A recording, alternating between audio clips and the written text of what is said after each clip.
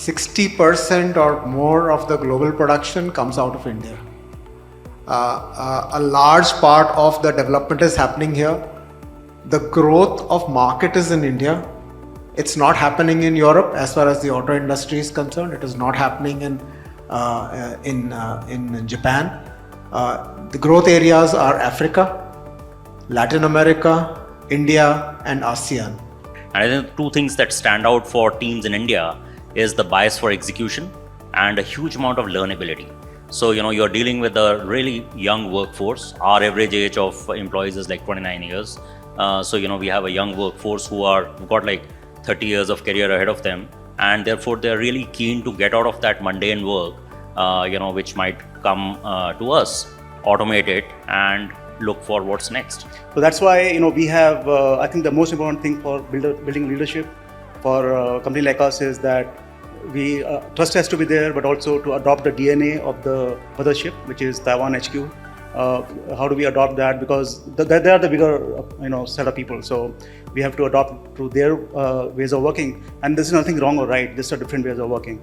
So I think ecosystem development is something which has taken time. In the case of Maruti Suzuki or for the OEMs in India, because when I talked about scale, it's about whether you can develop globally and support locally, or you need to have local capability because enough capacity is not available globally. And so today that is what is changing, that you need to develop the capability and capacity in India to make that support happen. So for ecosystem, I think, as you said, we have a lot of manufacturing happening now, and also electronics manufacturing has picked up speed in the last 5-7 years. So that, in that sense, the ecosystem is making us have more and more engineers and talent here, because we have to do local support. Company like Oppo has R&D center here. We have BBDO and Dixon, all these companies. So many of them are using MediaTek chips.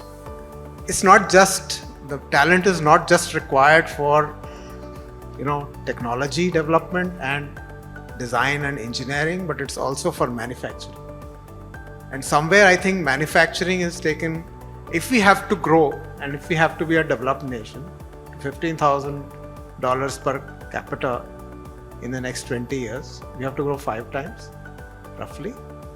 And so manufacturing has to grow, and so the talent has to grow. There's a lot of talent war which keeps happening, and so it's not easy to get the kind of talent we want.